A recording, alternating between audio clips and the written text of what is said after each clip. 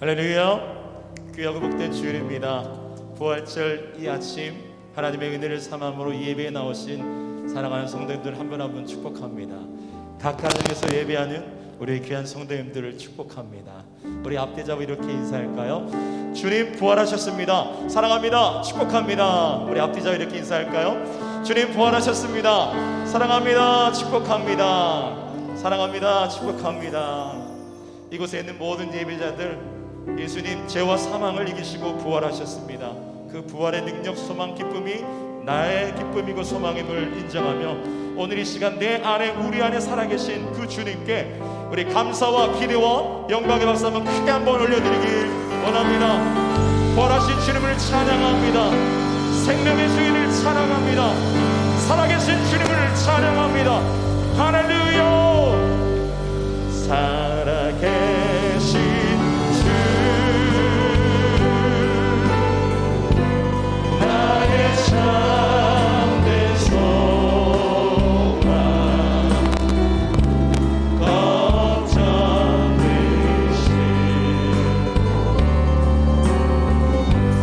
전혀 없네.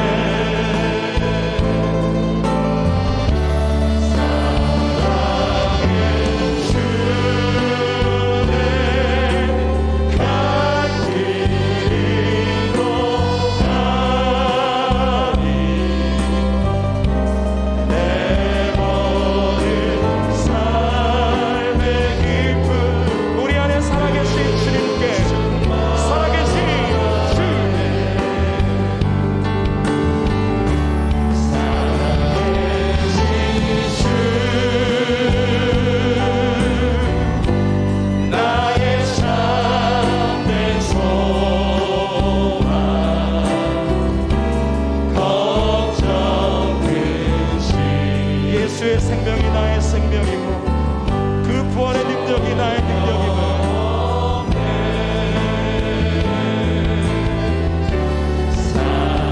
사랑의 주내 갈 길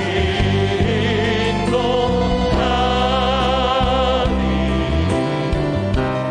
내 모든 삶의 기쁨 늘 충만하네. 죄와 사망을 이기신 부활의 주님을 찬양합니다. 할렐루야. 주 하나님 독생자의 주 날 위하여 오시었네. 내 모든 죄 다 사하시고 죽음에서 부활하신 나의 구세주 아멘. 살아계신 주,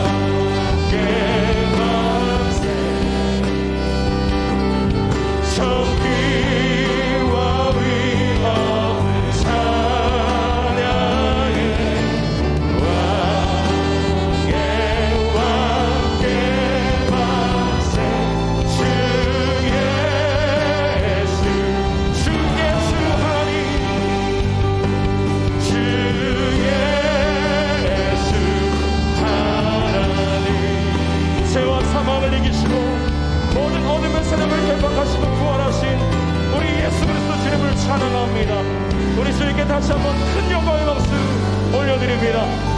할렐루야. 부활하신 주의 이름을 찬양합니다. 아멘. 우리 다 같이 자리에서 일어나 찬양하며 나아갑니다.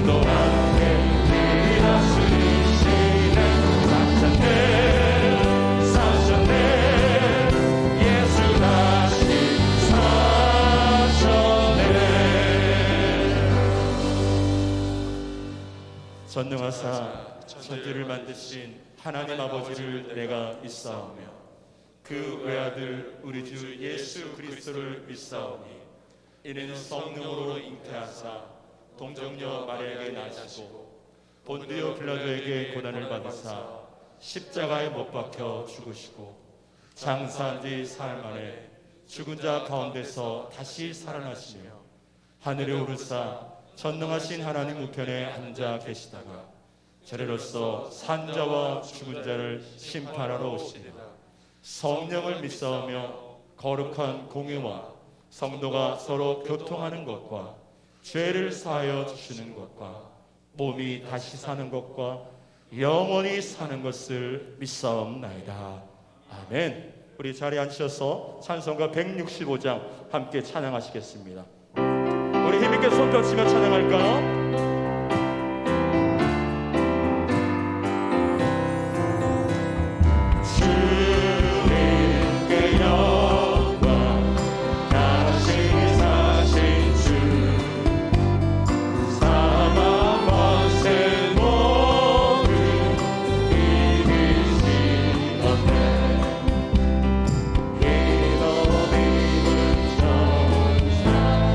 너를 먹였고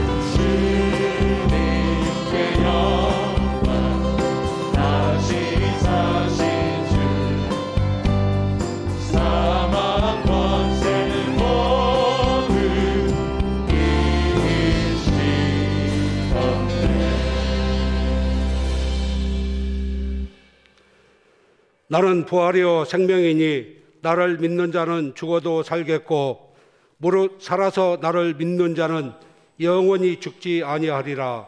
아멘.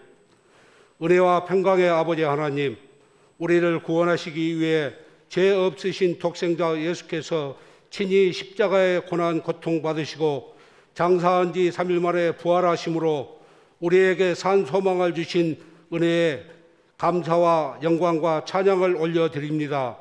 아버지 하나님 홀로 영광 받으시옵소서.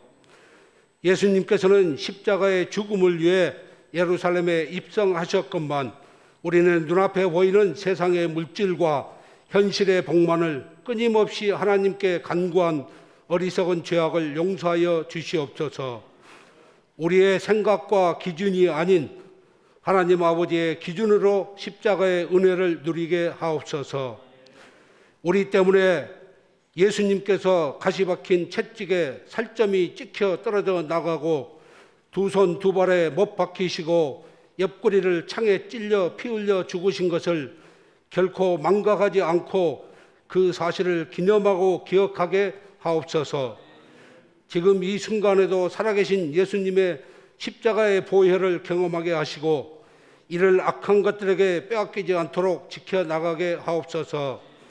우리 자녀들에게 왜 절기를 지켜야 하는지 그 뜻을 잘 전수하고 더 확대 재생산해 나갈 수 있도록 축복하셔 마침내 하나님의 나라를 완성해 나가는 은혜를 허락하여 주시옵소서. 예수님께서 우리를 사랑하사 십자가를 지셨습니다. 우리는 구레네 사람 시몬과 같이 헌신의 십자가를 지게 하옵소서. 우리가 져야 할 교회의 십자가와 이웃의 십자가를 돌아보아 회피하지 않고 하나하나 실천하게 하옵소서. 행함이 없는 믿음은 그 자체가 죽은 것임을 명심하여 실천하게 하옵소서. 날마다 일상의 삶 가운데 부활의 소망으로 살아가게 하옵소서.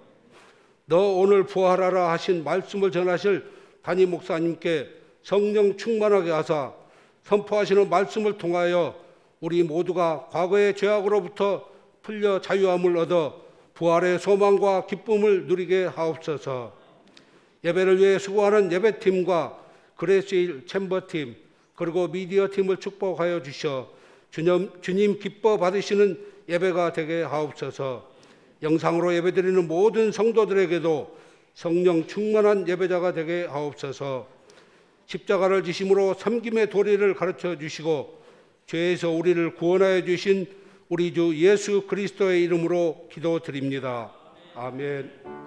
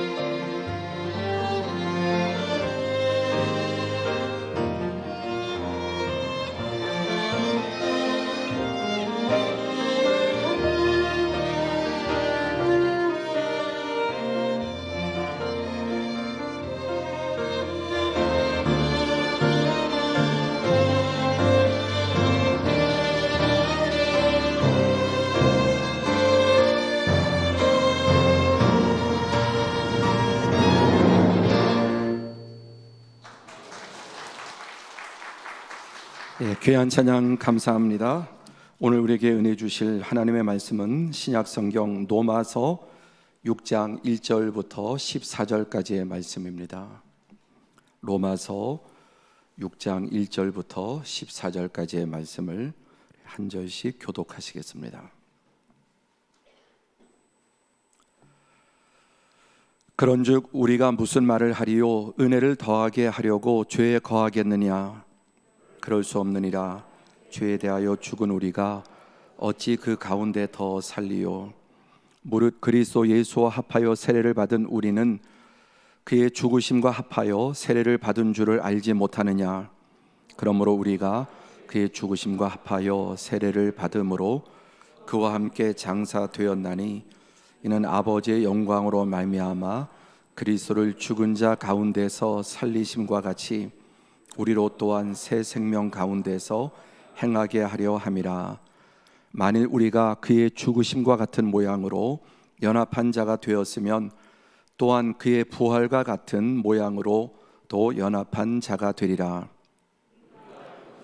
우리의 옛 사람이 예수와 함께 십자가에 못 박힌 것은 죄의 몸이 죽어 다시는 우리가 죄에게 종노릇 하지 아니하려 함이니 이는 죽은 자가 죄에서 벗어나 의롭다 하심을 얻었음이라. 만일 우리가 그리스도와 함께 죽었으면 또한 그와 함께 살 줄을 믿노니 이는 그리스도께서 죽은 자 가운데서 살아나셨음에 다시 죽지 아니하시고 사망이 다시 그를 주장하지 못할 줄 알미로라.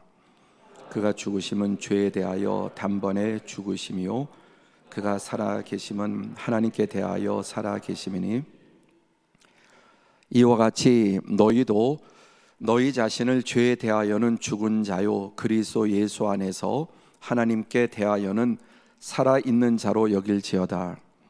그러므로 너희는 죄가 너희 죽을 몸을 지배하지 못하게 하여 몸의 사욕에 순종하지 말고 또한 너희 지체를 불의의 무기로 죄에게 내주지 말고 오직 너희 자신을 죽은 자 가운데서 다시 살아난 자같이 하나님께 드리며 너희 지체를 의의 무기로 하나님께 드리라. 죄가 너희를 주장하지 못하리니 잊지 아니하고 은혜 아래에 있음이라. 아멘. 할렐루야.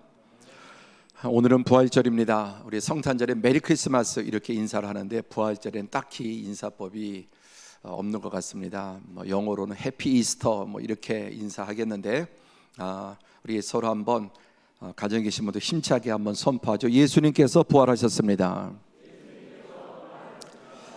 네, 오늘 예수님의 부활하신 날입니다. 예수님께서 십자가에 죽으시고 그 시체를 아리마대 사람 요셉이 자기가 죽으면 묻히려고 했던 무덤에 장사를 지냈습니다. 이런 이야기가 내려옵니다. 그랬더니 요셉의 절친이 요셉에게 가서 야, 너 미쳤냐? 너 죽으면 묻히려고 준비한 그 비싼 좋은 무덤을 왜 예수한테 주었냐? 그랬더니 요셉이 씩 웃으면서 걱정하지 말게. 나사렛 예수가 주말에 3일만 깨끗하게 쓰고 돌려준다고 했다고. 그런 우스갯소리가 있습니다. 자, 기독교는 농담을 해도 우스갯소리를 해도 정말 실제 있었던 이야기는 아니겠습니다만은 결과는 그렇습니다. 예수님께서 3일 동안 아리마대 요셉의 무덤을 깨끗하게 쓰시고 다시 돌려주셨습니다. 또 하나의 이야기가 있는데 이건 실제 있었던 이야기 같습니다. 주일학교 선생님이 부활절 전주에 아이들에게 상자를 하나씩 나눠주면서 다음 주일이 예수님의 부활인데 예수님의 부활을 기념할 만한 것들을 생각해서 하나씩 그 상자에 넣어서 가져오라고 하는 과제를 주었습니다. 그리고 한 주간이 지나서 이제 아이들에게 그 과제를 확인해 보니까 아이들이 하나하나 그 상자에다가 주님의 부활을 기념하는 물건을 가져왔는데 아니라 다를까 가장 많이 있는 게 무엇이겠습니까? 계란. 또 어떤 아이는 꽃, 또 어떤 아이는 그 새로 난 새싹 이런 것을 꺾어서 그것을 기념으로 가져왔습니다. 선생님이 참 칭찬해 주었죠. 그런데 한 아이가 있었는데 이 아이는 좀 지능이 떨어지는 아이인데 이 아이가 상자를 가져왔는데 열어보니까 아무것도 그 안에 가져온 게 없는 거예요. 그래서 선생님이 이 아이가 좀 지능이 떨어지니까 잊어버린 게 아닌가 이렇게 생각을 했는데 이 아이가 말하기를 선생님 예수님의 무덤이 비어 있었다 그러셨죠? 그랬지. 이 빈 상자는 예수님의 빈 무덤이에요. 이렇게 말했다고 합니다. 선생님께서 얼마나 감동을 받으셨겠습니까? 예수님께서 어린아이와 같은 믿음을 가지고 있어야 천국에 갈 수 있다고 말씀하셨는데 세상적인 지혜는 떨어져도 정말 하나님의 말씀을 그대로 믿는 그 어린아이의 순수함, 정말 빈 무덤, 빈 상자, 예수님의 부활절을 잘 보여줍니다. 우리가 지금 코로나로 아무것도 못하는 상황인데도 해마다 교회 모든 절기가 되면 제일 먼저 우리 대코팀이 성탄절에 한 달 전부터 부활절 또 감사절 이렇게 이번에 코로나 와중에서 또 이렇게 모여서 하루 종일 교회 데코를 했습니다. 들어오시면서 여러분 보셨겠지만은 예수님의 부활을 다시 한번 우리가 기억하고 기념하는 의미로 또 어제 저녁에는 우리 권사님이 또 오랜만에 꽃꽂이도 부활절인데 어떻게 그냥 넘어갈 수 있겠는가 해서 이렇게 참 정성을 다해서 꽃꽂이하는 모습에 감동이 되었고 지금 여러분이 보고 있는 이 꽃꽂이도 이렇게 준비가 되었습니다. 제가 부활절 설교를 30년을 넘게 했는데 해마다 부활절, 성탄절 이런 절기 설교는 목사에게 사실 큰 부담입니다. 그런데 제가 30년 넘게 했던 부활절 설교 중에 가장 잊지 못하는 제목이 바로 이번에 한번 같이 시작, 너 오늘 부활하라 라는 제목입니다. 그런데 이 제목은 금년이 처음 쓰는 게 아니고 2004년도에 17년 전에 제가 처음으로 이 제목으로 부활절에 설교를 했습니다.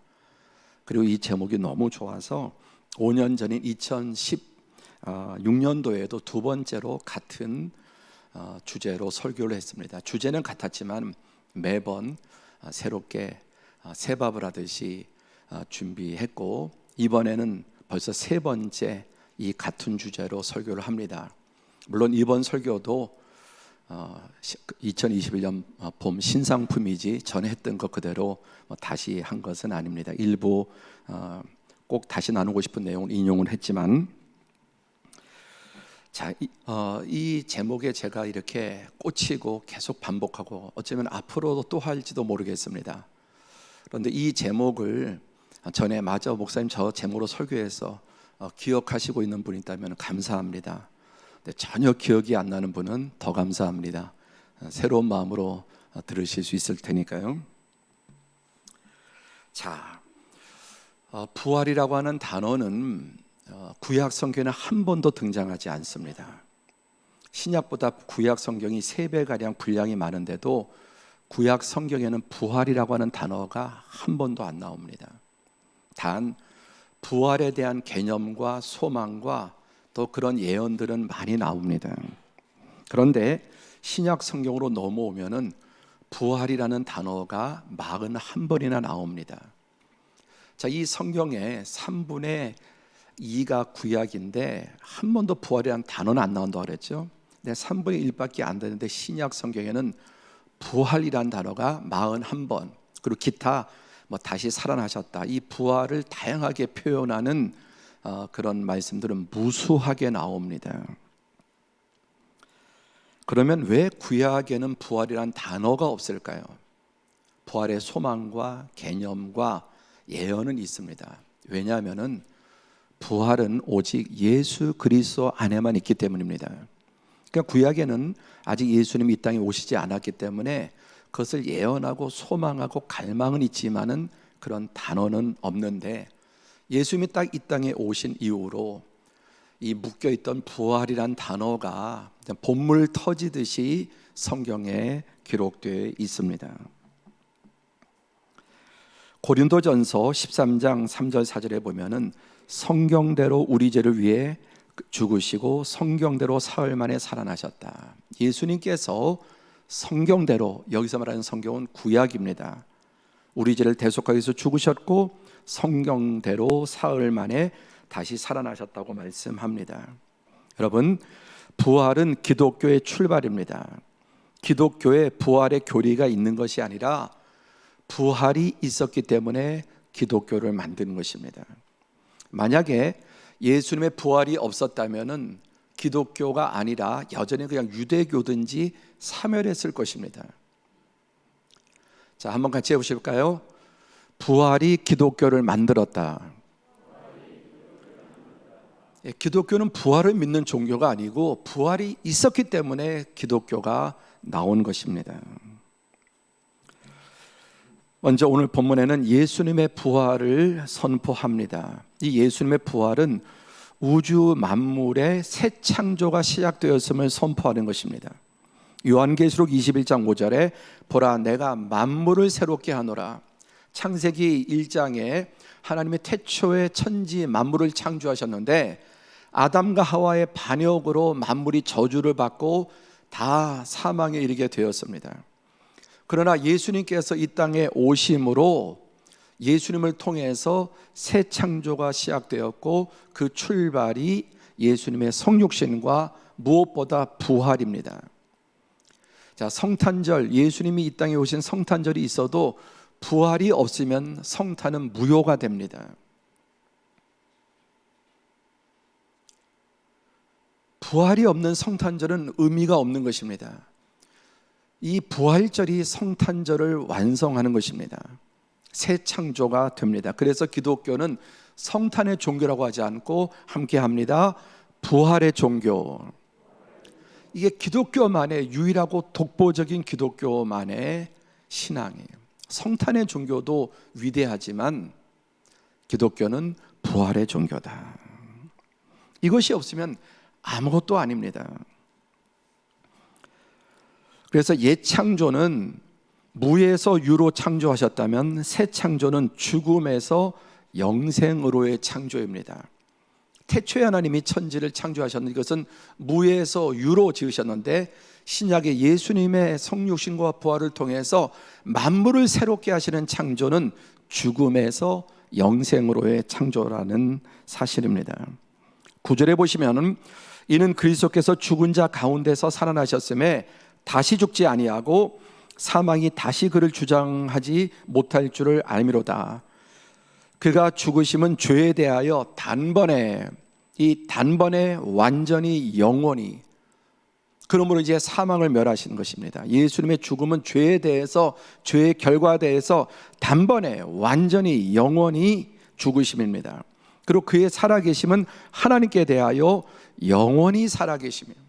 그러니까 죄를 완전히, 또 죽음을 완전히 멸하시고 영원히 살아계시고 영원한 생명을 주신 것입니다. 그래서 로마서 1장 4절에 보면은 성결의 영으로는 죽은 자들 가운데서 부활하사 능력으로 하나님의 아들로 선포되셨으니 곧 우리 주 예수 그리스도시라. 이 말씀을 쉽게 말하면 예수님이 하나님의 아들이라고 하는 것이 부활을 통해서 증명했다, 입증되었다는 겁니다. 예수님의 하나님의 아들인 것은 그의 성육신과 또 이 땅에 행하신 모든 예수님의 기적과 또 예수님의 그 신비한 하늘의 가르침, 그야말로 천기누설이죠. 누구도 알 수 없는 그 하늘나라의 신비한 비밀을 비유로 이 땅에 풀어내셨는데 이 세 가지, 예수 그리스도의 성육신, 그리고 예수 그리스도의 이적, 그리고 예수 그리스도의 가르침을 통해서 그가 하나님의 아들이심을 입증하는데 그 중에도 가장 강력한 방식이 부활입니다. 그래서 로마서 1장 14절에 죽은 자 가운데서 부활하사 능력으로 하나님의 아들로 선포되었다라는 사실입니다. 그리고 이 부활 사건으로 인해서 사도행전 2장 32절에 이 예수를 하나님이 살리신지라 우리가 다 이에 증인으로다. 모든 그리스도인은 일부 사도만이 아니라 우리 모두가 다 이 일에 뭐라고 그랬습니까? 증인이다. 증인. 증인은 여러분 들은 것만 가지고 되지 않아요. 직접 보고 그 현장에서 그것을 자기가 경험해야 합니다. 그래서 이 증인들에 의해서 여러분 교회가 탄생하게 된 것입니다. 그 중에서도 가장 극적인 증인이 바울 사도죠. 그는 원래 사울로서 이 예수의 부활의 이야기를 극혐했습니다. 그래서 이 사기꾼을 전부 다 진멸시켜 버려야 되겠다. 그래서 자기 인생의 자기의 사명을 이 예수장이들, 이 부활의 거짓말을 절하는 이 사교 집단을 완전히 박멸시키는 것을 목표로 삼고 가장 열심히 살았던 사람인데, 그가 부활하신 예수 그리스도를 만남으로 변화가 되어서 신약 성경 27권 가운데 13권을 이 바울이 쓴 것입니다. 나 같은 죄인의 괴수에게도 부활하신 예수님이 나타나셨다. 사랑하는 성도 여러분, 우리가 교회에 나온다고 신자가 아니라 내가 진짜 신자냐 무늬만 신자냐의 구분법은 예수 그리스도의 부활을 믿느냐입니다. 그리고 이것을 증거할 수 있어야 합니다. 교회에 나와 앉아서 예배, 물론 그 과정 속에 이제 믿음이 들어가서 또 우리가 그리스도인 되지만, 뭐 허건날 이렇게 예배당에 나와서 앉아 있는다고 내가 교회에 나와 등록했다고 진짜 신자는 아니에요. 예수님의 부활을 내가 믿느냐, 그리고 더 나아가서 이것을 정말 믿는 사람은 증인이 됩니다. 예수 그리스도의 증인, 단지 신자가 아니라 증거자의 삶을 살게 됩니다. 사도행전 4장 2절에 보면은, 그런데 여기에 보면은 예수 안에 죽은 자들의 부활이 있다고 백성을 가르치고 전함을 싫어하여, 이 부활을 너무너무 싫어하는 자들이 있습니다. 두려워하는 자들이 있습니다. 예수님을 죽인 자들이죠. 그리고 바울도 변하기 전에 이 부활전한 걸 아주 극혐을 했던 사람입니다. 이 모든 것의 배후는 사단입니다. 여러분, 마귀가 제일 싫어하는 게 예수님의 부활이에요. 예수님 이름 자체를 너무너무 두려워하고 싫어하지만 그 중에서도 예수님이 부활하셨다는 말은 사단이 가장 싫어하는 말이에요. 사람마다 싫어하는 단어들이 있기 마련이에요. 아킬레스건 같은. 그래서 부부 사이에서도 어떤 말을 건드리면은 싸움이 되는 경우도 있죠. 그런 말 피해야 돼. 뭐 친정에 관한 얘기라든지 뭐 또는 뭐 자신의 뭐. 사람마다 여러분 어떤 단어에 극히 민감성을 보이는 단어가 있죠. 그래서 우리가 주의해야 되죠.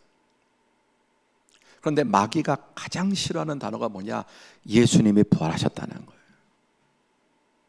그래서 마귀를 괴롭히고 싶으면은 칼로 찌르듯이 예수님 부활, 예수님 부활, 예수님 부활하셨다 그러면 마귀가 그때그때마다 미칠 듯이 싫어하는 거예요. 그리고 이것을 입 다물고 있으면 마귀는 안심하고 좋아하는 거예요. 그래서 오늘날 교회 안에 너무나 많은 사람들이 예수를 믿어도 예수님의 부활을 생각하지도 않고 말하지도 않습니다. 그냥 너무나 고상하게 예수님을 믿으려고 하죠.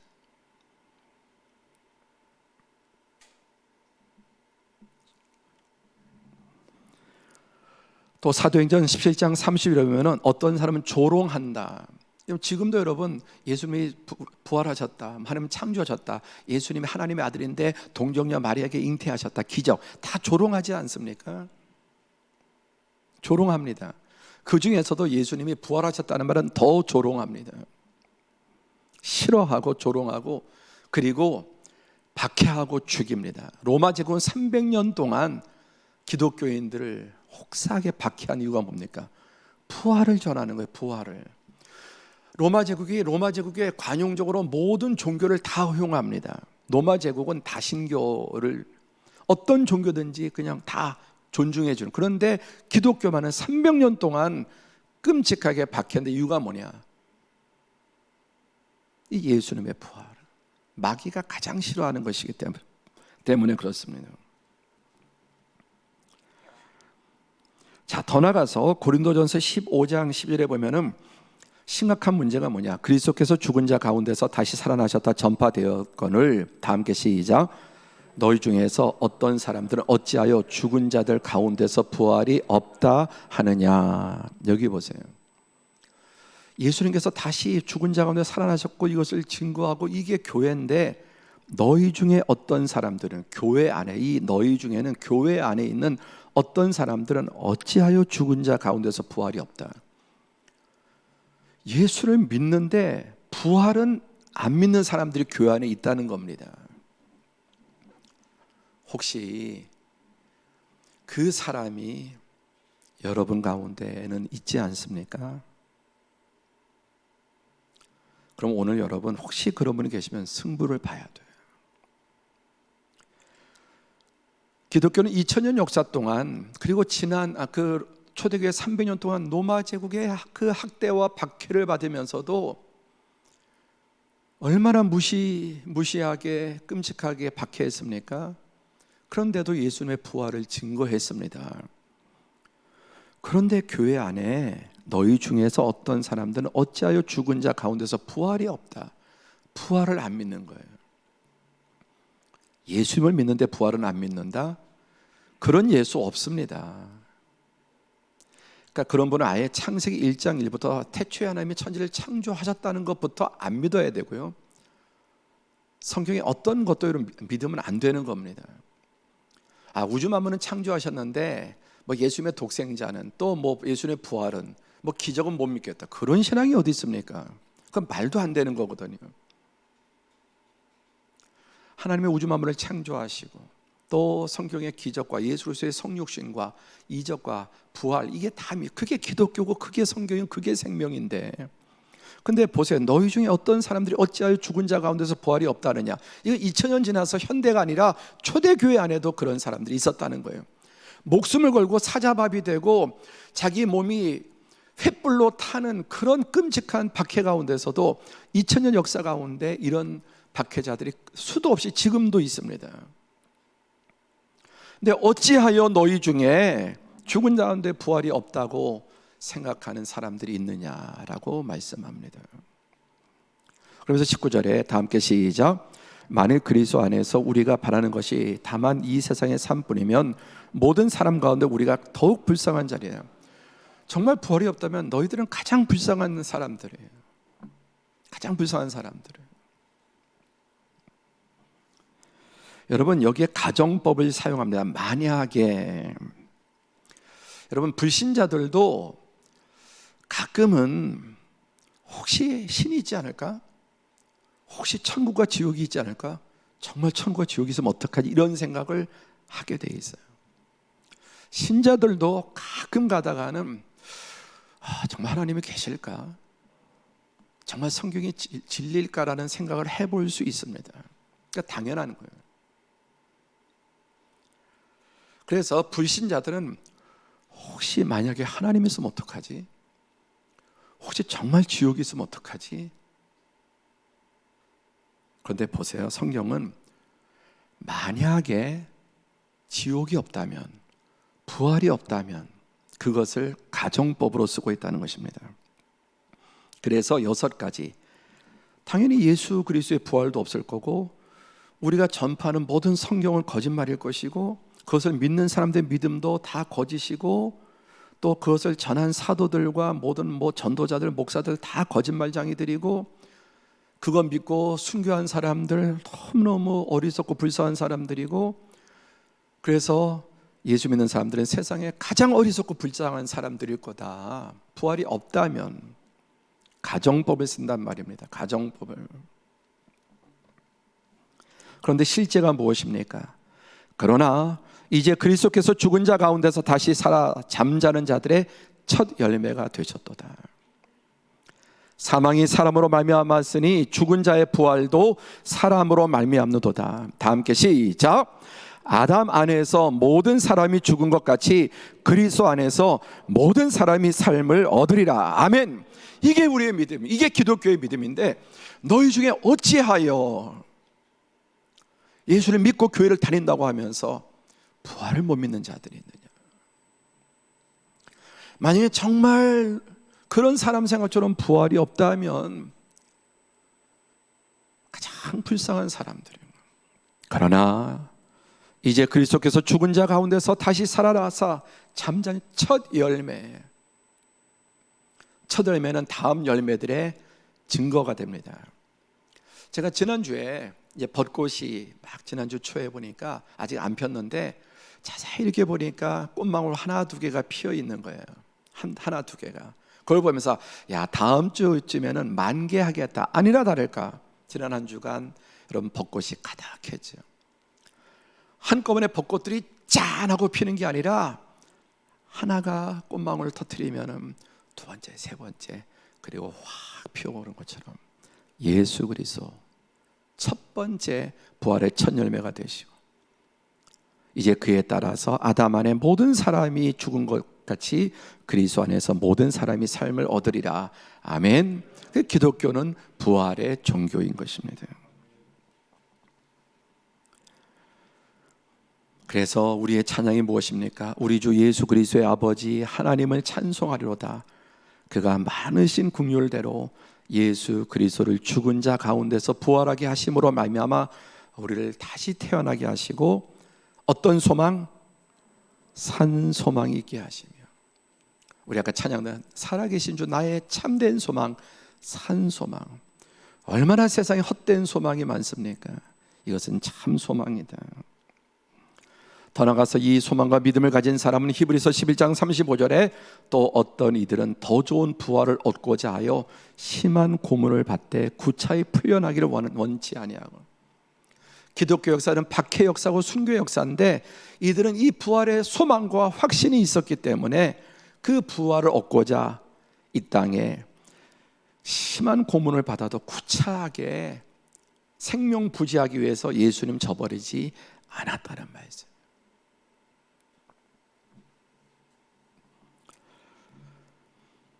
역시 순교자인 본회퍼 목사님의 글을 소개하겠습니다. 예수님은 한 번도 세상을 향해 자신을 인정하라고 강요하신 적이 없으시다. 부활하신 예수는 그의 재림 때까지 자신을 세상에 직접적으로 드러내시지 않으시며 자신의 부활을 그분의 본질인 말씀을 통해서 증거하며 오직 자기를 믿는 믿음의 공동체와 증인들에게 이 모든 것을 맡기셨다. 증인들은 그 증언을 위해서 그들의 목숨까지 걸었다. 보네퍼 목사님도 천재적인 신학자인데 히틀러의 그 폭정에 대항하다가 순교했습니다.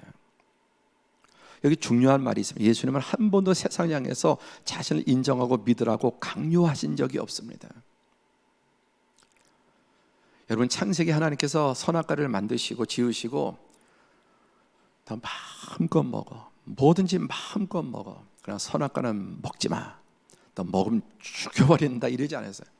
먹지 마라, 먹으면 죽는다. 하나님은 인격적이세요. 우리를 하나님의 형상으로 지으셔서 그렇게 대우하세요. 무슨 조폭처럼 깡패처럼 너 먹으면 내가 죽여버린다고 해요. 부활하신 예수님께서 이 땅에서 나의 부활을 믿으라고 협박하지 않으세요. 사단은 강제로 도둑질하고 죽이고 멸망시키지만 예수님은 문 밖에서 두드리세요. 보라, 내가 너의 문 밖에서 두드리는 거예요. 문을 부수고 들어오지 않고 네가 문을 열어. 누구든지 내 음성을 듣고 문을 열면, 문을 열어주면 내가 그에게로 들어가 그로 더불어 먹고 그는 나로 더불어 먹으리라. 부활하신 예수님은 그의 재림 때까지 자신의 세상을 직접적으로 드러내지 않으세요. 왜냐? 예수님 직접 드러내시면 그날이 죽는 날이 심판 날이에요. 예수님은 영원한 하나님의 아들 말씀으로 계시던 부분이 성취하셨다가 또 부활하고 올라가셨다가 누군가 보고 싶다고 보여달라면 또다시 육신으로 내려오시고, 그런 장난 같은 일을 하지 않으신다는 말이에요. 대신 그분은 부활을 그분의 본질인 말씀을 통해 증거하며 태초에 말씀이 계시니라. 그리고 이제는 자기를 믿는 믿음의 공동체와 증인들에게 이 모든 것을 맡기셨습니다. 증인들은 그 증언을 위해 그들의 목숨을 걸었습니다. 그래서 이제 예수님은 우리가 부활의 증인이 되고 증거가 되기 원하는 것입니다. 그래서 신자는 반드시 증인이 되어야 되는 거예요. 신자가 되어야 될 게 제자, 증인이에요. 그래서 1단계 신자, 2단계 제자, 3단계 증인이 되어야 됩니다. 자, 우리가 예수님을 증거하는 방법이 두 가지인데, 첫 번째, 다 함께 합니다. 삶으로 증거한다. 두 번째, 말로 증거한다. 예수 믿는 사람의 예수님 닮은 그 삶을 통해서, 특히 안 믿던 사람이 예수님 믿고 바뀐 것을 보여서 불신자들이 저 웬일이지? 저 사람 웬일이지? 뭐 수건 좀 교회 나간대. 그의 변화된 삶을 통해서, 아내가 먼저 교회를 나왔는데 남편들이 처음엔 싫어하고 뭐 막 그러다가 아내 변화된 모습을 보면서 점점점 마음에 변화를 얻게 돼요. 부활하신 예수님께서 이제 자기를 증거하는 방법은 두 가지. 첫 번째, 예수 믿는 사람들의 삶을 통해, 그들의 삶을 통해, 변화된 삶을 통해. 두 번째, 그들의 말을 통해, 전도를 통해. 근데 어떤 사람은 삶으로 전도를 잘해요. 삶으로 정말 전혀 드러내지 않아도 정말 예수님 믿고 말씀대로 삶의 현장에서 잠잠히 살아내는 분들이 있어요. 참 귀한데 대신 아무도 그가 예수 믿는 걸 몰라. 그러면 안 되는 거예요. 어떤 분은 삶은 개차반인데 전도는 잘해. 아주 열정적으로 전도는 잘해. 자, 그럼 전도가 될까요, 안 될까요?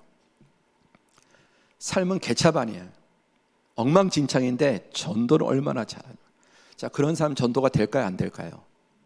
전도 됩니다. 신기하죠? 전도는 말로도 돼요. 오히려 삶이 단정하고 입 다문 사람보다 좀 삶이 좀 부족해도 열정 있는 사람이 전도가 돼요. 왜 그러냐? 복음의 능력이 있기 때문이에요. 최상은 삶으로 예수님의 말씀대로 살아내는 사람이 말로 전도할 때 그게 가장 이상적이에요. 여러분, 이번 부활절을 통해 우리가 예수님의 제자로 있음을 증거하되 삶으로도 말로도, 그리고 전혀 입으로 예수님을 증거하지 못하는 분은 오늘 부활절을 통해서 여러분의 그럴 기회가 주어진다면 말로도 예수님을 증거하시기를 바랍니다. 예수님은 우리를 통해서 예수님의 부활과 살아계심을 증거하기 원하시는, 맡기시는 겁니다. 조금 더 소개하면은, 예수님은 놀라울 정도로 예의를 갖춰 우리 마음의 문 앞에 서 계신다. 그분은 우리에게 강요하지 않으시고 초청하신다. 다만 예수는 우리에게 경고하시기를, 우주의 창조주의 초청을 거절하는 자는 영원한 대가가 따를 것이라고 말씀하신다. 일찍이 키에르케고르는 말하기를, 인간이 지옥으로 가는 길은 천국으로 가는 길보다 더 좁은 길이다. 멸망으로 가는 길은 좁아도 너무 좁다고 말했다. 저는 이 글을 읽으면서 정말 죄송합니다. 야, 표현이 죽인다, 죽여. 어떻게 이런 표현을 할 수 있을까? 하나님은 에덴에서도 피조물 아담에게 그 모든 것을 주시고도 예의를 갖춰서, 아담아, 하와야, 모든 걸 마음껏 먹어. 선악과는 먹으면 안 된다. 저거 먹는 날에는 반드시 죽는다. 그리고 따먹을 때 내버려 두셨어요. 그리고 예수님이 이 땅에 오셔서 우리에게 새 생명을, 영원한 생명을 주시고, 그리고 나는 길이요 진리요 생명이다. 이 모든 말씀을 전하십니다. 강요하지 않으세요. 그리고 대신 이 예수를 저버리는 자는 영원한 멸망이, 창세기에는 멸망을 말씀하지 않으세요. 죽음을 말씀하세요. 그런데 예수님에 대해서는 멸망을 말씀하세요. 역시 협박하지 않고 알려주세요.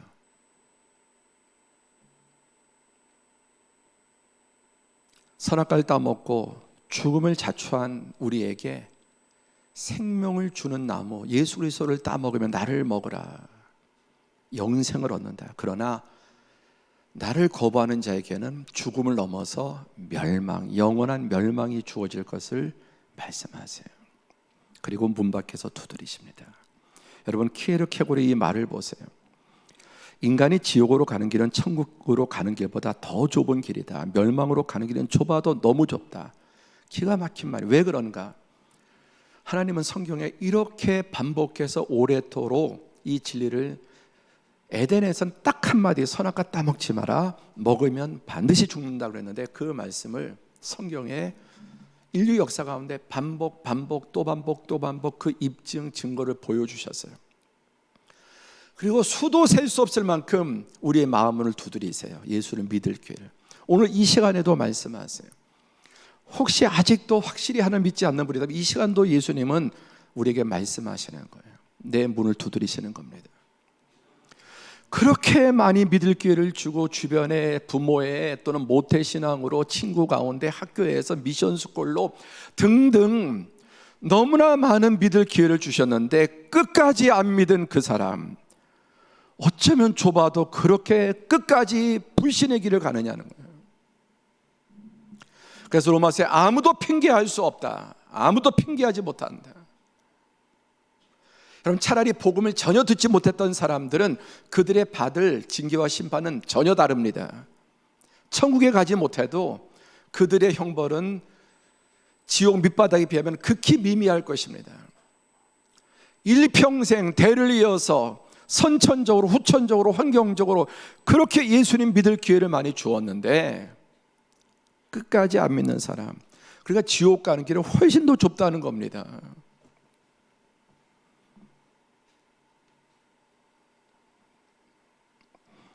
오늘 어느 곳에든지 영상으로든 여러분 이 자리에서 말씀을 듣는 분들, 하나님은 계속해서 인격적으로 두드리시는 것입니다. 두 번째, 나의 부활. 여러분, 사실 우리 개인에게 있어서는 예수님이 아무리 부활하신 게 무슨 상관입니까? 그게 나랑 관계가 없다면, 예수님의 부활은 나의 부활이 되기 때문에 중요합니다. 아멘. 4절에 보니까 그러므로 우리가 그의 죽으심과 합하여 세례를 받음으로 그와 함께 장사되었나니 이는 아버지의 영광으로 말미암아 그리스도를 죽은 자 가운데서 살리심과 같이 우리로 또한 새 생명 가운데 행하게 하려 함이라. 예수님만 살리고 부활하신 게 아니라 이는 우리로 또한, 우리도 역시 새 생명 가운데 행하게 하기 위해서, 새 생명 가운데 살아가기 위해서 예수님이 죽으시고 첫 열매가 되셨다는 것입니다. 고린도전서 15장 22절에 예수님께서 죽은 자 가운데 살아나사 잠자는 자의 첫 열매, 아까 부활에 그렇게 구약이 긴데도 한마디도 부활이라는 단어가 없는데 신약에 막 왕창 쏟아지는 이유가 뭡니까? 예수님이 첫 열매이기 때문에. 21절 시작. 사망이 한 사람으로 말미암았으니 죽은 자의 부활도 한 사람으로 말미암노도다. 이 하나님의 진리의 정교함을 보십시오. 사망이 아담 한 사람 때문에 들어온 것처럼 이 생명도 부활도 한 사람, 예수님을 통해요. 사람을 통해 들어온 이 사망을 잡기 위해서 하나님의 아들이 사람이 되셔서 십자가의 대속의 죽음을 죽으심으로 이제 하나님의 영원한 생명 부활도 한 사람을 통해서 들어왔다. 결과 고린도서 15장 20절 시작. 아담 안에서 모든 사람이 죽은 것 같이 그리스도 안에서 모든 사람이 삶을 얻으리라. 아멘. 이게 우리 신앙의 핵심이라. 기독교는 부활의 종교랍니다. 아담 안에 모든 인류에게 죽음이 온 것처럼 이제는 그리스도 안에서 모든 사람이 누구든지 예수를 믿으면 멸망하지 않고 영원한 생명을 얻게 하려 하심이라. 아멘입니까?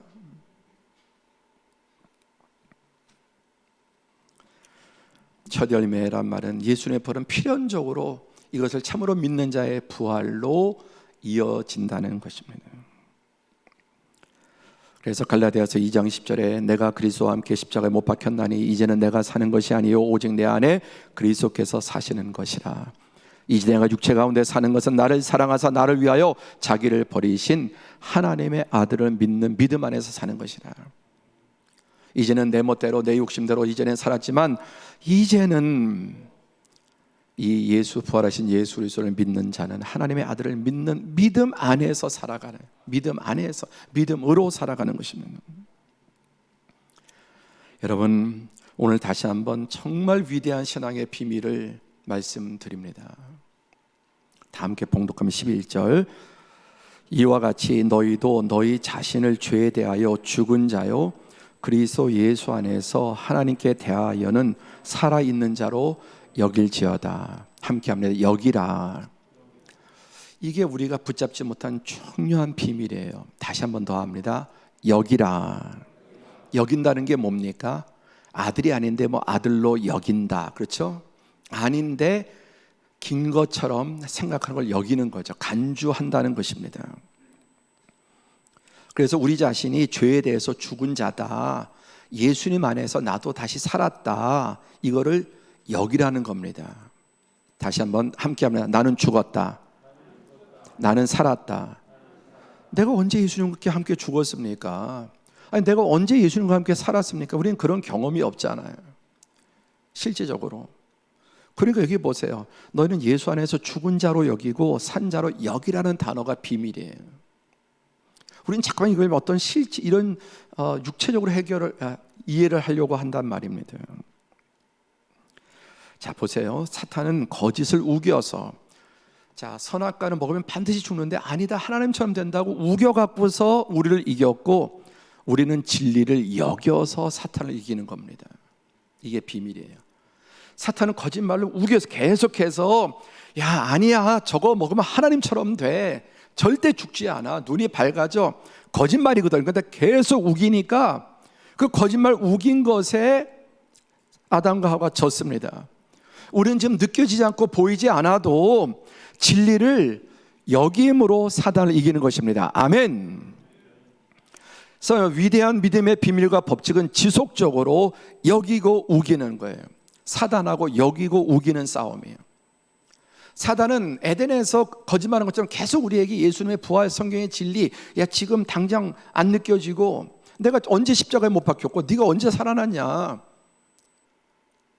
그러니까 실제로 하나님은 하셨는데도 나의 경험이 없으니까 우깁니다. 그러나 우리는 하나님의 말씀을 믿고 예수님이 죽으실 때 나도 함께 죽은 것으로 여기고 예수님의 부활을 나도 함께 부활한 것을 우겨야 그게 내 안에 나타나기 시작하는 거예요. 그게 믿음의 비밀입니다. 함께 하자. 여기고 우기라. 근데 이거를 지속적으로 계속해서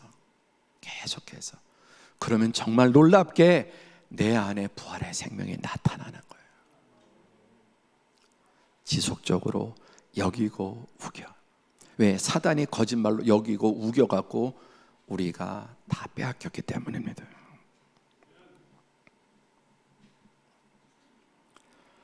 예수님은 인간으로 죽으셨고 인간으로 부활하셨습니다. 왜? 나와 일체 하나 되기 위해서. 예수님의 죽음이 중요한 것은 그것이 바로 나의 옛사람의 죽음이요, 예수님의 부활이 중요한 것은 그것이 바로 나의 새 사람의 부활이기 때문에 중요하지, 뭐 나사렛 예수가 뭐 부활했든 말든 뭐 성육신했든 말든 나와 관계없는 게 그게 도대체 무슨 의미냔 말이에요. 나를 위해서 오셨고 나를 위해서 죽으셨고 나를 위해서 부활하신 것입니다. 그래서 우리가 이 부활을 경험하는 방법은 첫 번째 말씀드렸죠. 믿고 여기고 우기는 것. 두 번째, 부활의 전제 조건은 8절 시작. 만일 우리가 그리스도와 함께 죽었으면 또한 그와 함께 살 줄을 믿노니. 왜 내 안에 부활의 이 역사가 생명이 안 나타나느냐? 그 이유가 크게 두 가지예요. 첫 번째는 지금 말씀드린 잘 안 믿고 여기고 우기지를 않아. 내 현상에 자꾸만 속아. 두 번째는 뭐냐면은 예수님의 부활이란 말은 죽음을 전제합니다. 그러니까 죽지 않은 사람은 부활을 경험할 수가 없는 것입니다. 그래서 우리가 그리스도와 함께 죽었으면 또한 그와 함께 살 줄을 믿노니, 그러니까 예수를 믿어도 안 죽은 사람은 부활의 경험도 없는데 정말 예수님 말씀대로 죽어본 사람은 부활의 경험이 있는 거예요.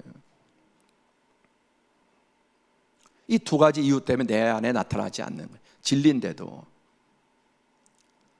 여러분, 주님과 함께 죽었습니까? 계속 죽는 경험이 있습니까? 자기를 부인하고 자기 욕망을 못 받고 모든 이권과 관계와 이기심과 감정의 싸움 속에 날마다 죽어보세요. 그럼 그 죽음 속에 부활이 나타나요. 부부 사이에서 내가 죽으면 가정이 살아나는데 내가 계속 살면은 가정이 죽어버려요. 직장에도 친구 관계에서 계속 내가 살면은 관계가 깨지고 죽거나 남이 죽는데 내가 죽으면 관계가 살아요. 그게 비밀인 거예요. 그러니까 부활의 전제 조건은 반드시 죽어야 부활을 경험하지, 죽지 않은 자는 부활을 경험하지 못합니다. 또 빌립보서 3장 10절 11절에 그의 죽으심을 본받아 고난에 참여해야, 그래야 부활에 참여하게 되는 거예요. 그래서 바울 사도는 단언컨대 나는 날마다 죽노라. 날마다 죽는 사람이 날마다 부활을 경험하고 영원한 부활을 경험하는 거예요. 아무리 예수님 믿어도 절대 안 죽어. 부부 사이에서도 옥이 그 악으로 깡으로 말도 안 하고 상대가 꺾여야 예수 생명이 없는, 그럼 그 집이 죽습니다. 부모 자식 간에도 죽어야 돼. 친구 간에도 죽어야 돼. 언제나 여러분 죽을 때 거기에서 예수님의 생명이 나타나고 예수님의 부활이 나타나고 너도 살고 나도 살고 모두를 살리는 것입니다. 왜 내 안에 부활의 생명이 나타나지 않는가? 믿고 여기고 우기는 게 약하고, 두 번째는 그걸 아무리 믿고 우기고 여겨도 내가 죽지 않으면은 부활의 생명이 내 안에 나타나지 않아요. 예수 믿는 건 죽는 거예요. 그래야 그 다음에 부활을 나도 누리고 남도 나눠줄 수 있게 됩니다.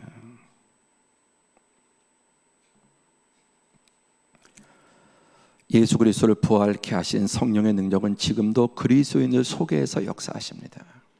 예수는 이 모든 것을 우리에게 맡기셨어요.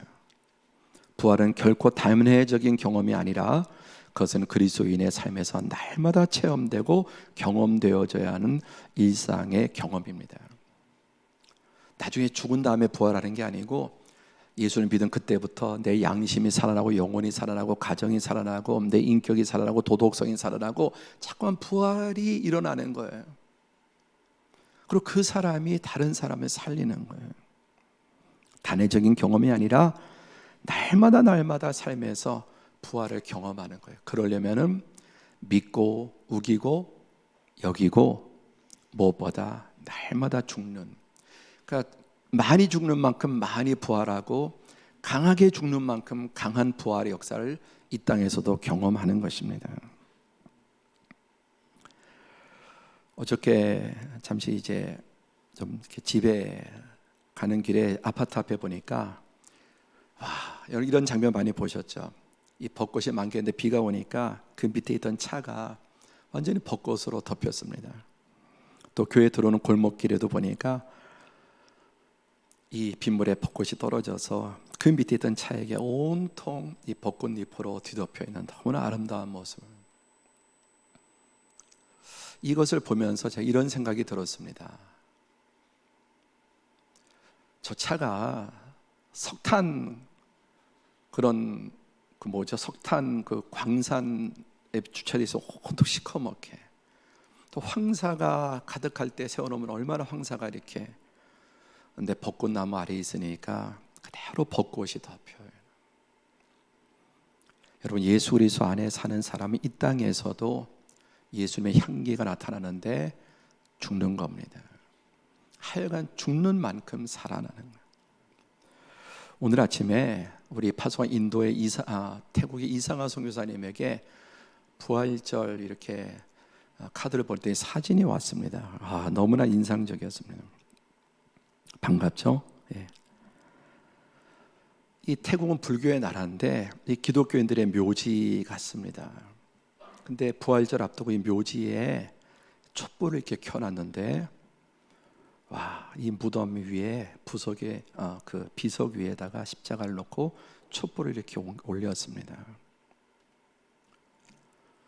저는 이 모습을 보면 너무나 감동적. 그렇죠? 우리 불교의 나라에서 이 부활의 소망으로 부활절을 맞이하면 이렇게 성도들이 가서 그 죽은 성도들의 무덤에 묘지에 비석에다가 촛불을 켜놓는 거예요. 부활의 소망을 말하는 거죠. 우리의 부활의 능력은 날마다 삶에서 경험되는 겁니다. 날마다. 그리고 죽었을 때 궁극적으로 예수님의 재림 때 궁극적으로 부활해서 이 산소망 가운데 살다가 참되고 영원한 부활을, 영생을 누리게 되는 것입니다. 여러분, 오늘 부활절을 맞이해서 우리 심장 박동, 죽은 것도 다시 이렇게 심장 박동기를 막 살아나죠.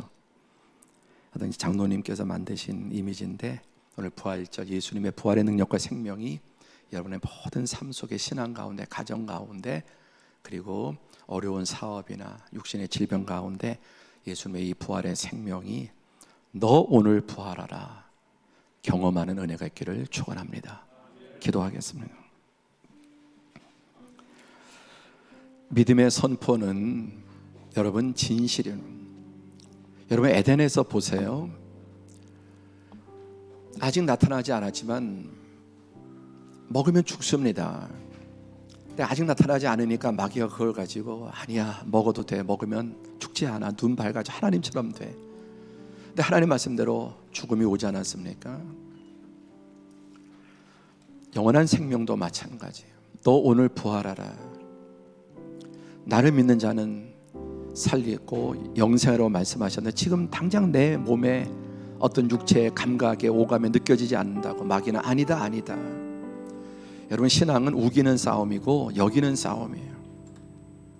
성경의 모든 말씀을 내가 믿고 여기고 계속 우리에게 의심케 하는 사단을 우겨서 승리할 때, 그때 이 부활의 능력과 생명이 나타나는 것입니다. 주님, 오늘 부활절을 맞이해서 아까 그 차 아래 주차에 두었던 차에 그렇게 아름다운 벚꽃이 가득 덮이듯이 이 땅 가운데 나의 인생에 예수님의 사랑과 향기와 은혜로 가득 덮이게 하시고 날마다 부활을 경험하게 하시고, 주님, 이 땅에서 죽어도 진정한 부활, 영원한 부활, 천국의 영생의 부활, 참 소망 가지고 주여 승리하며 살게 하시고, 오늘 나의 삶의 부활이 필요합니다. 주님, 내 가정에, 육신에, 건강에, 자녀의, 사업에, 경제에, 주님, 죽을 것 같은 이 고통, 부활의 능력으로 살아나게 주옵소서. 우리 함께 기도합니다. 걸어가시고 자비로우신 아버지 하나님, 은혜와 사랑을 감사합니다. 오늘 주신 귀한 생명의 진리의 말씀, 자비로우신 아버지 하나님 감사합니다. 오늘 2021년 부활절을 맞아 다시 한번 너 오늘 부활하라. 저는 너무 이 말씀이 좋습니다. 너무 감사합니다. 주여, 이 말씀 붙잡게 하시고 끊임없이 변하고 변덕 부리는 나의 육신의 오감에 의지하며 어리석은 삶을 살지 않게 하시고, 이 하나님의 영원한 진리의 말씀, 천국 가기보다 멸망의 길은 더 좁은 길이라고 했는데, 그렇게 무수히 많은 기회를 주셨어도 아버지 완악하고 마귀에게 속아 아버지 끝까지 불신의 길을, 그 좁고 좁은 멸망의 길을 가지 않게 하시고, 오늘 나에게 주신 이 귀한 은혜의 말씀, 생명의 말씀, 주여 너 오늘 부활하라, 이 말씀 붙잡게 하시고 오늘 다시 살아나게 하여 주옵소서. 우리의 가정이 살아나게 하시고, 나의 죽은 도덕성이, 윤리가, 신앙이 살아나게 하시고, 코로나 가운데 짓눌린 우리의 신앙이 살아나게 하시고, 주여 내가 이것을 믿고 여기고 우김으로 누리게 하시고, 날마다 죽음으로 누리게 하여 주옵소서. 누리게 하여 주옵소서. 주님, 사랑하는 성도들의 육신이 부활하게 하시고, 가정이 부활하게 하시고, 아버지 병든 마음과 정신이, 영이 부활하게 하시고, 주여 무너진 사업이 부활하게 하시고, 죽은 것 같은 모든 아버지 다친 태가 부활하게 하시고, 주님 하나님의 은혜를, 이 부활의 능력을 오늘도 경험하게 하여 주옵소서. 그렇게 하실 주님을 신뢰하며 찬양하며 예수님의 이름으로 기도리옵나이다. 아멘. 찬송가 171장 찬송 들으시면서 헌금 드리겠습니다.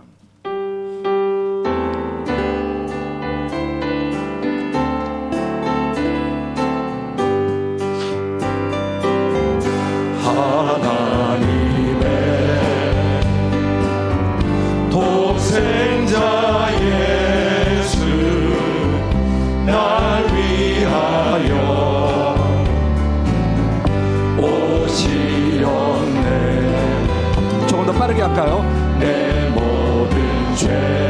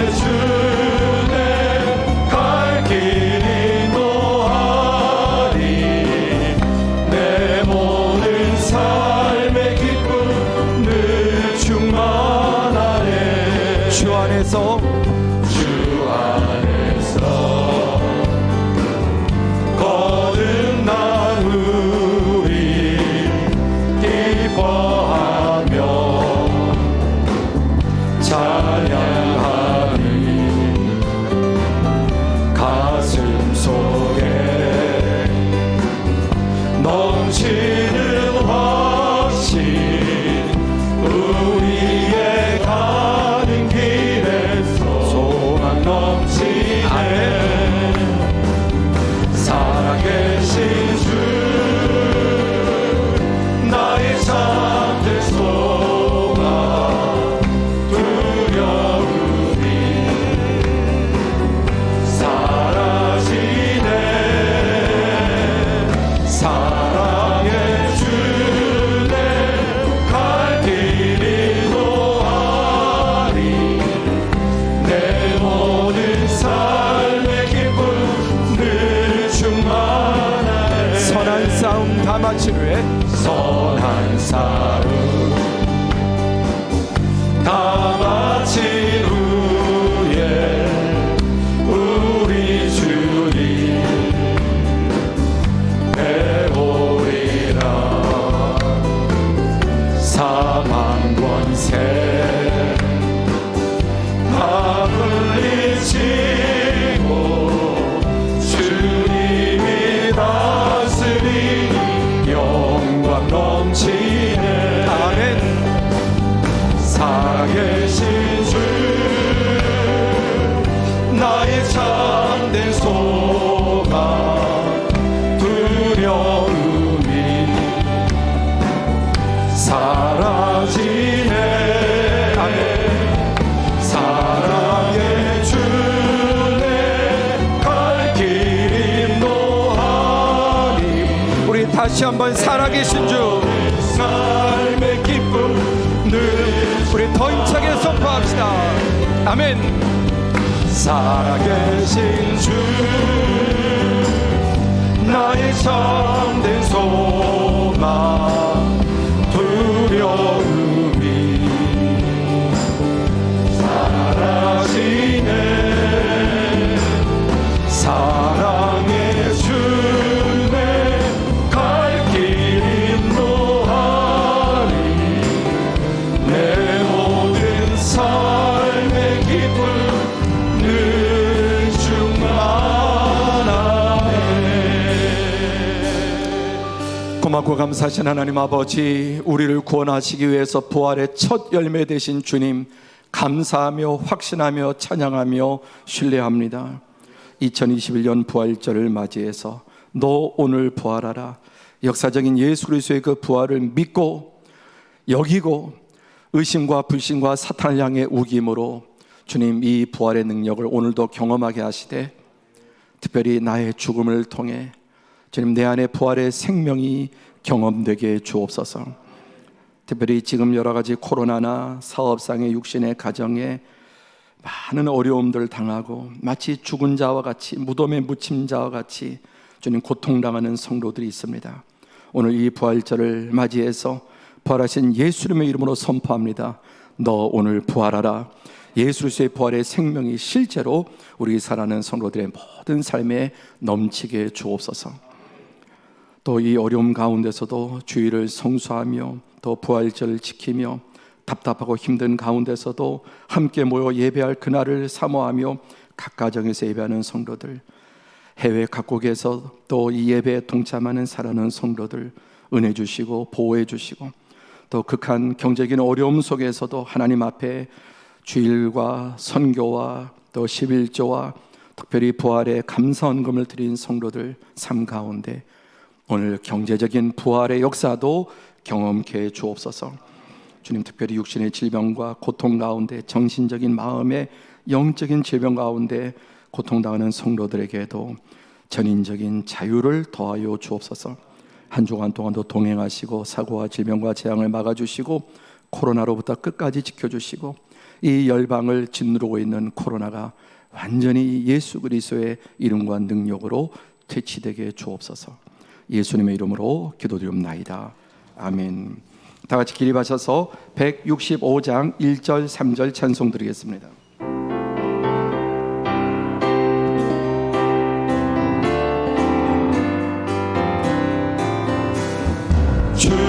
주님께 영광 다시 사신 주 사망 권세 모두 이기신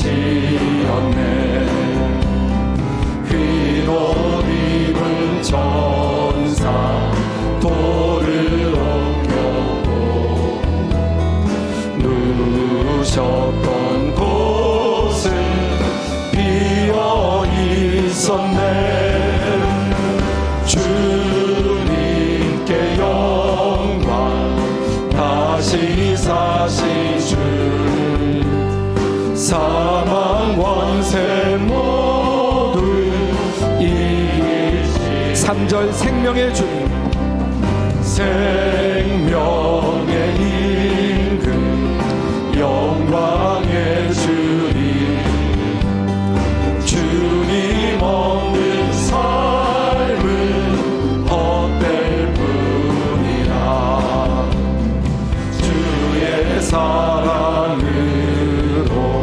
세상 이기고 요단 건너 본향 가게 하소서. 주님께 영광 다시 사신 주, 사망 원세 모두 이기시었네.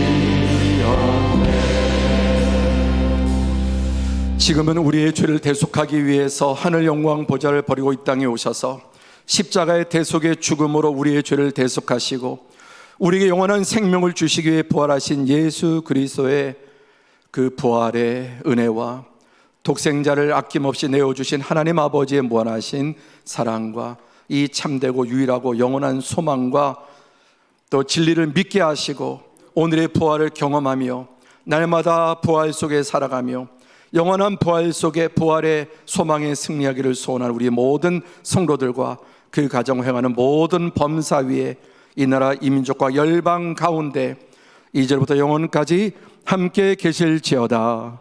아멘.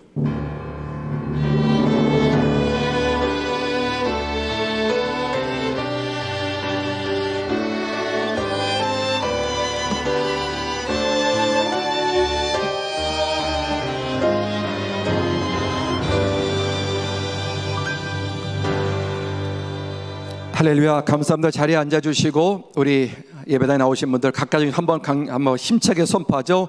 예수님께서 부활하셨습니다. 예, 사단이 제일 싫어하는 말 날마다 삶 속에서도 꾸준하게 선포하시고 또 우리 서로 향해서 우리 가족들을 향해서 너 오늘 부활하라. 예, 계속 여러분 자신 향해 선포하며 승리할 수 있기를 바랍니다.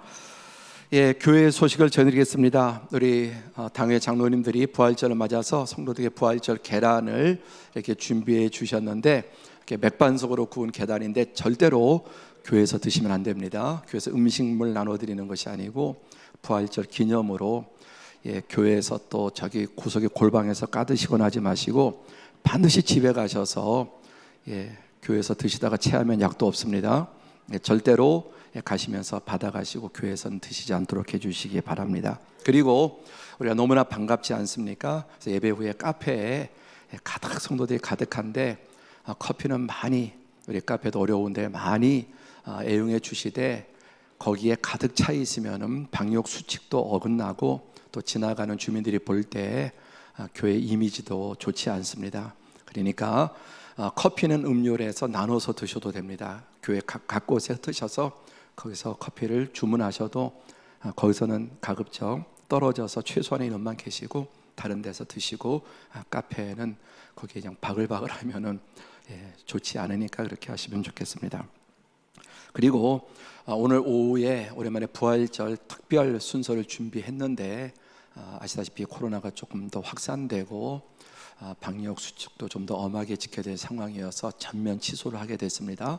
코로나 끝나고 좀 풀리면 다시 재개하도록 하고 대신 오후 3시 예배는 그대로 예배 또 오시고 부활절에 또 가정에서 드리시고 오늘 아침에 부활절 카드와 더불어서 기독교 방송과 단체가 부활절 그 찬양 집회를 너무 잘 만들었더라고요. 그래서 오늘 가정에서 가족과 함께 다른 TV보다도 아주 잘 만들어진 은혜로운 또 부활절 콘서트니까 가정에서 이렇게 보시면은 그렇게 부활을 좀 기념해 주시면 좋겠습니다. 나머지 모든 광고는 주보를 참조하시고 계속해서 부활의 생명 가운데 건강하시길 축복합니다. 감사합니다.